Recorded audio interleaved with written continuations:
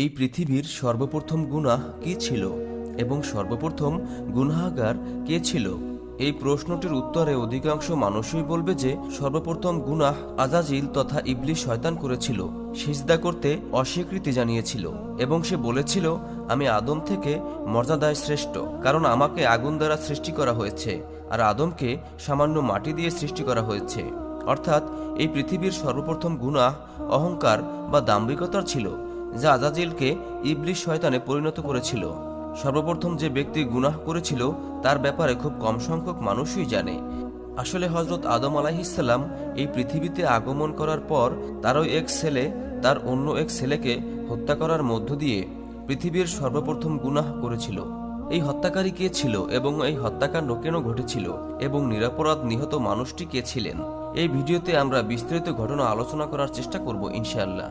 এটি ওই সময়ের ঘটনা যখন পৃথিবীর ইতিহাসে মানুষের বসবাসের সূচনা হয়েছিল, যখন হযরত আদম আলাইহিসসালাম এবং হযরত হাওয়া আলাইহিসসালামকে নিষিদ্ধ ফল খাওয়ার কারণে শাস্তিস্বরূপ জান্নাত থেকে পৃথিবীতে পাঠানো হয়েছিল। অতঃপর তারা উভয়ই আল্লাহ তাআলার দরবারে দিনরাত কান্নাকাটি করে ক্ষমা প্রার্থনা করতে থাকেন। ক্ষমা পাওয়ার পর তারা এই ক্ষণস্থায়ী দুনিয়াতে বসবাস করতে শুরু করেন। হযরত হাওয়া আলাইহিসসালামের গর্ভ থেকে সন্তানের জন্ম হয়।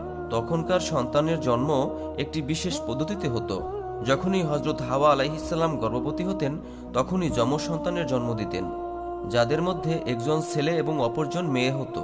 প্রথমবার জন্ম হওয়া ছেলে ও মেয়ের সাথে দ্বিতীয়বার ভূমিষ্ঠ হওয়া ছেলে ও মেয়ের সাথে বিবাহ হতো।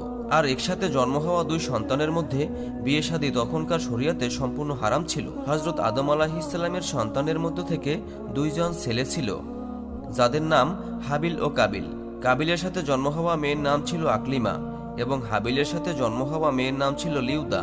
সেই সময়ের শরিয়ত অনুযায়ী আকলিমা কাবিলের বোন ছিল এবং লিউদা হাবিলের বোন ছিল। কাবিলের বিবাহ হাবিলের বোন লিউদার সাথে এবং হাবিলের বিবাহ কাবিলের বোন আকলিমার সাথে হওয়ার কথা ছিল। কিন্তু আকলিমা যখন বড় হলো তখন সে সৌন্দর্যে লিউদার চেয়ে অনেক বেশি এগিয়ে ছিল। ফলে কাবিলের মনে শয়তান কুমন্ত্রণা সৃষ্টি করল। সে দাবি পেশ করল সে তার বোন আকলিমাকে বিবাহ করবে।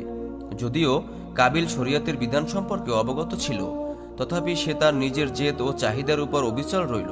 হযরত আদম আলাইহিসসালাম কাবিলকে অনেক বোঝানোর চেষ্টা করলেন, আল্লাহ তাআলার আযাবের ভয় দেখালেন, কিন্তু তারপরেও কাবিল মানতে রাজি হয়নি।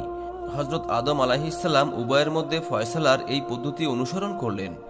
হাবিল ও কাবিলকে আল্লাহ তাআলার উদ্দেশ্যে কোরবানি দেওয়ার আদেশ দিলেন। তোমাদের দুইজনের মধ্যে যে আকলিমাকে পাওয়ার উপযুক্ত তার কোরবানি আল্লাহ তাআলা কবুল করে নেবেন। উল্লেখ্য যে ওই জমানায় কোরবানি কবুল হওয়ার এই নিদর্শন ছিল, যিনি কোরবানি করবেন সে তার বস্তুকে একটি পাহাড়ের চূড়ায় রেখে দিবেন। আকাশ থেকে আগুন এসে সেটিকে জ্বালিয়ে বর্ষ করে দিত এবং যার কোরবানি কবুল না হতো আগুন তাতে স্পর্শ করত না। পরের দিন সকালবেলা হাবিল তার উত্তম ভেড়াগুলো সাথে নিয়ে আসলেন এবং এই ভেড়াগুলোর মধ্যে সবচেয়ে উত্তম ভেড়াটি কোরবানির জন্য নির্বাচিত করলেন। কাবিল যেহেতু কৃষিকাজ করত তাই সে কিছু সবজি উঠিয়ে নিয়ে আসলো, যা খুব নিম্নমানের ছিল, কারণ কাবিল চিন্তা করেছিল যদি কোরবানি কবুল হয়ে যায় এমনিতেই তো এগুলো জ্বলে পুড়ে শেষ হয়ে যাবে, সুতরাং ভালো ফসল নষ্ট করে কি লাভ হবে। সবচেয়ে নিকৃষ্ট মানের সবজিগুলো কোরবানির জন্য পেশ করলো এবং হাবিল অনেক নেককার এবং পরহেজগার মানুষের মধ্যে একজন ছিল। সে খালিস নিয়তে এবং এক আল্লাহ তাআলাকে সন্তুষ্ট করার উদ্দেশ্যে সবচেয়ে উত্তম পশুটিকে কোরবানির জন্য পেশ করলেন। দুই ভাই তাদের কোরবানির বস্তুটিকে পাহাড়ের চূড়ায় রাখলেন। হঠাৎ করে আকাশ থেকে একটি আগুন আসলো এবং সেটি হাবিলের পশুকে পুড়িয়ে ছাই করে দিল এবং কাবিলের রাখা সবজি স্বাভাবিক অবস্থায় সেখানেই পড়ে রইল এবং এতেই ফয়সালা হয়ে গেল যে আল্লাহ তাআলা হাবিলের উপর সন্তুষ্ট এবং কাবিলের উপর অসন্তুষ্ট আছেন। এ দৃশ্য দেখে কাবিল অত্যন্ত রাগান্বিত হয়ে গেল এবং হিংসার আগুনে জ্বলতে শুরু করল। সে সবার সামনে ঘোষণা দিল সে হাবিলকে হত্যা করবে এবং হাবিল বলল, তোমার কোরবানি কবুল না হওয়ার পেছনে আমার কি দোষ ছিল? বরং তুমি পরহেজগারি পথ অনুসরণ করতে পারতে। আর যদি তুমি আমাকে হত্যা করেই ফেলো আমি তোমাকে কখনোই আঘাত করব না, কারণ এটাকে আমি অত্যন্ত জুলুম মনে করি। আর এদিকে কাবিল হিংসার আগুনে জ্বলছিল, তাই এই নসিহত তার কোনো কাজেই আসেনি, বরং তিনি হাবিলকে হত্যা করার জন্য নানা তদবির শুরু করল। অতঃপর অভিশপ্ত ইবলিস শয়তান কাবিলকে হত্যা করার দিক নির্দেশনা দিল। একটি পাখি ধরে তার মাথায় একটি পাথর রেখে অন্য একটি পাথর দিয়ে মাথা থেতলিয়ে দিল এবং কাবিলের জানা হয়ে গেল কিভাবে একটি প্রাণীকে হত্যা করতে হয়। এদিকে কাবিল বকরি চড়াতে গিয়ে একটি গাছের নিচে বসে রইল। এই সুযোগে কাবিল নির্মমভাবে হাবিলকে হত্যা করল।